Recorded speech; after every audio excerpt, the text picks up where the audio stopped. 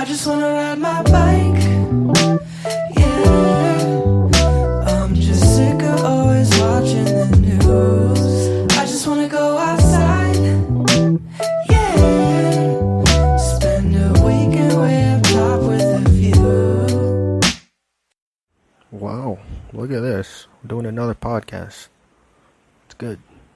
But first, look at your jacket. Now, look at your backpack. Or, if you have a pair of jeans on, look at those.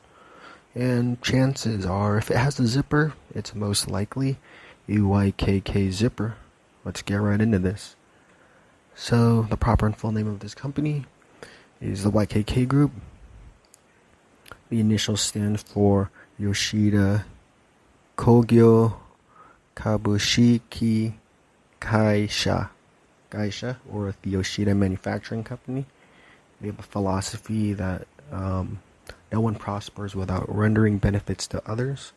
It's headquartered in Kanda, Uzumi-shi, Shiyodako, Japan, Tokyo, Japan. It was founded in Nihonbashi, Tokyo by Tado Yoshida on January 1st, 1934.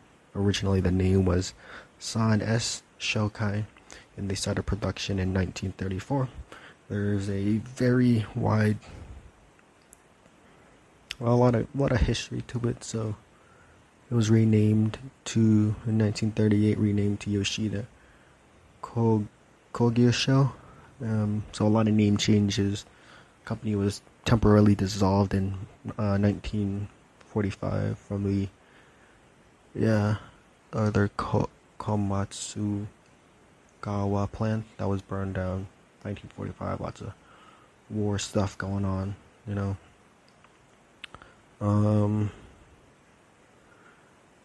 just a lot of expansion over the years, changing locations, diversifying the product line. I'll put the history in the description if you're interested in that. But YKK is a privately held company. It's a pretty big company. It's huge. They have branches, about 108 facilities in 72 countries worldwide. 19 companies of which are in Japan, and 89 in companies overseas. They have a total of 46,167 employees globally, and in Japan they have 17,671 employees, overseas 28,496 employees, so just a lot of people. Their revenue is also just insane. So I'll give this to you in dollars. It's about $7.3 billion.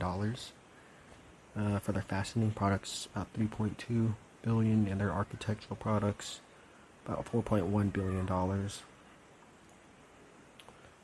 Their key products, YKK is in the manufactured good industry, and it's the world's largest zipper brand, producing over 10 billion zippers each year. That is the highest ever in their history, totaling 3 million kilometers of zippers, which is enough to go around the world 80 times. Aside from zippers, they produce a variety of products, such as other types of fastening products, architectural products, plastic hardware, hook and loop products, snaps, buttons, and industrial machinery. And they're also in the fabricated metal and hardware sub-industry. YKK did everything in-house at first, from making the brass, the polyester, the thread, the molds. Everything was very secretive from their competition, and it was keeping the quality in their production at the highest level, and with this much oversight of their entire process, they were able to see the flaws and improve on them year after year. This unique product diversification makes YKK and their team, they have to work together in harmony to deliver the results that they want. the efficiency from meeting the customer's needs to creating shorter production cycles. They really go all in to serve their customers globally. From designers to people working on the line to the accounting team, this company this big needs to be ran by a very competent group of individuals. So yeah, it's like a really nice mechanical watch. Everybody has your part, needs to work perfectly, and then you just get really great results. The current president is Hiroki Otani, and it seems like he knows what he's doing because the financials each year, the company just shows that they're steadily improving year after year. They have a pretty good vision too.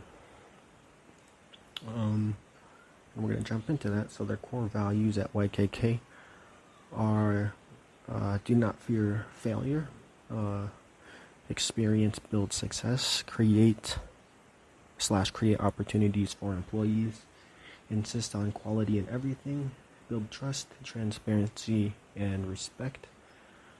So those are pretty decent core values. A unique management principle was their principle of the cycle of goodness, which means that no one prospers without rendering benefits to others. And these two aspects have beliefs and values and economic rationality. So the value or prosperity that comes with economic rationality for the company YKK to expand. YKK aims to create the best value for the customers to produce higher quality with ever lower costs.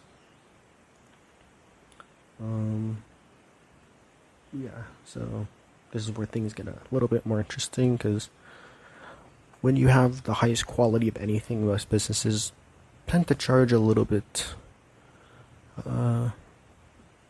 higher, like a premium price, just a little bit above their competition. Examples are organic food or like a luxury item. They can't produce as many products, so they have to charge a premium price with the intention to sell less, but selling less at a premium price rather than selling more at a very low price. So doing business like this is an impressive feat. YKK makes some of the best zippers in the world, and you put them on anything that you want that could use a high quality zipper, and they sell tons of them at a reasonable value for their manufacturers that need them.